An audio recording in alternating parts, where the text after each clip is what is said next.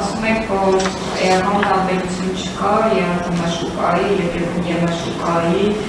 պահանջների հետ կապված, այդ դեպքում ինչու է անհրաժեշտ առանձին որոշում կառավարության, որի մեջ նշված է, որ պետք է սահմանվեն Եվրոպական միության կանոնակարգերի համապատասխանությունը և որովհետև պետք է նաև լաբորատոր սահմանան, պետք է նաև լաբորատոր փորձարկումներ իրականացնի,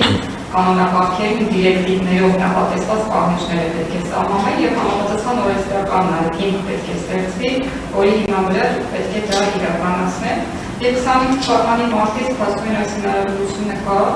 ինչն է պատճառը, որ չի կիրառվել։ Ասեմ, ինչու՞մ է հարցը հետևյալն է։ Մենք տարիներ շարունակ Եվրոպական միության երկրներ, այսինքն Հայաստանի Հանրապետության տարածքում մոնիտորինգ է իրականացվում, ձուկ, ձկնամթերքը, նույն մեղրը արտահանվում է, այսինքն արդեն մեղրը արտահանվում է իսկ նույն ճանապարհով, Եվրոպական միության երկրներ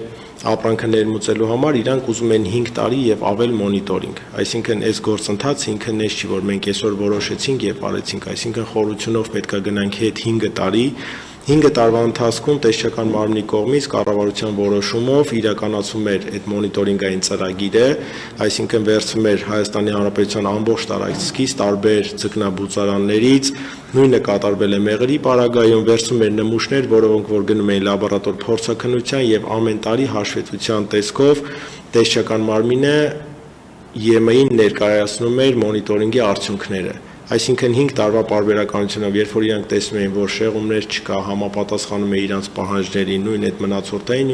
նյութերի հետ կապված, հակաբիոտիկների հետ կապված, այսինքն այդ ամեն ինչը ուսումնասիրելուց հետո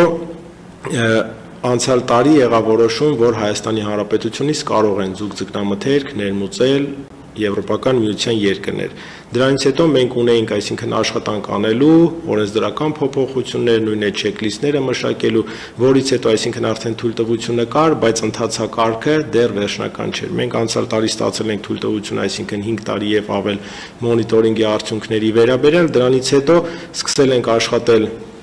քաղաքականություն մշակող մարմնի հետ, նույն այդ ստուգաթերթերի վերաբերյալ ԵՄ-ին համապատասխանող, այսինքն իրանք այնտեղ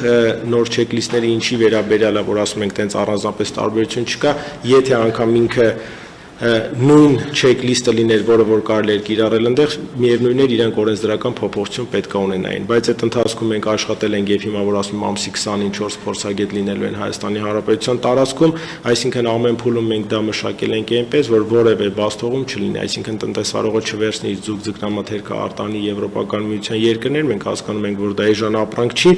դրանից հետո այնտեղ կանգնեն եւ առաջանար հարցեր, այս չեկլիստը ինչ կետով է ստուգվել, դա հաստատված է օրենսդրությունով, հաստատված չէ,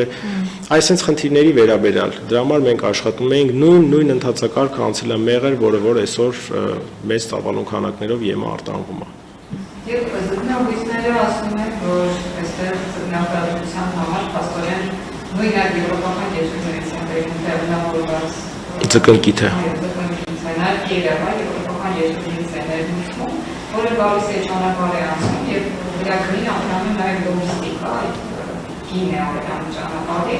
ասում են իմամից եք պատկերացնում, որ ինչպիսի գին պիտի ձևավորվի եվրոպայի շրջանցքի եւ ձկնկիթի միջոցով, նաև արդեն արտահանման լոգիստիկան հաշվառվում, որ ԵՄ երկրները ավելի բարդ է, քան Ռուսաստանը օրինակ, իրենք ասում են, որ գնային առումով նույնիսկ, եթե մենք որակով ֆունկցիոնալ լինի, գնային առումով ֆունկցիոնալ չի լինելու եւ ասում են, որ միայն արտահանման հնարավորությունը շատ քիչ է, տասնյակ տարիներ են արել, որպեսզի սպառման շուկա ձևավորվի եվրոպական երկրներում եւ այդ ֆունկցիոնալ գինը ինչպես են կարողանալու ապահովել, արդյոք պետությունը սուբսիդավորել է, ինչ ճանապարհով է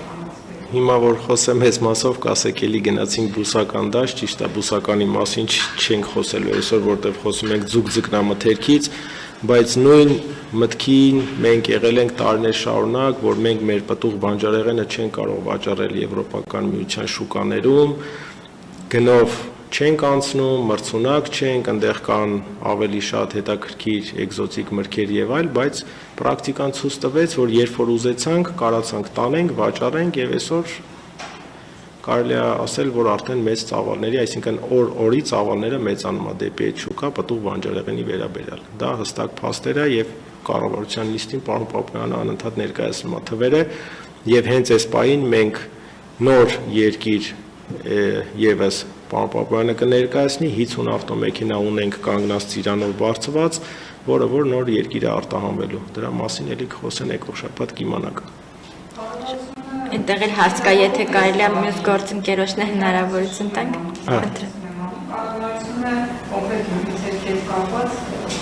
էկոնոմիկայի նախարարը ասում է, որ սուբսիդավորում է այդ գնի առումով, որպեսզի ավելի մանչելի ձևավորի կարողանան հաղթահանել։ Հիմա ձգան դեպքում է մնացող պատրաստ։ Այս պայն չեմ ուզենա ավելի առաջ պատասխանեմ, քան կլինի այդ որոշումը, բայց եթե եկանք հասանք այն փուլին, որ այո, մեր ապրանքը այնտեղ պահանջարկ ունի, բայց լոգիստիկ ծախսերը մեծ են, քան ԵԱՏՄ շուկա կամ այլ, կարծում եմ դրա հետ կապված եւս որոշում կլինի սուբսիդիայի վերաբերյալ, ձուկ ձկնամթերքին վերաբերող։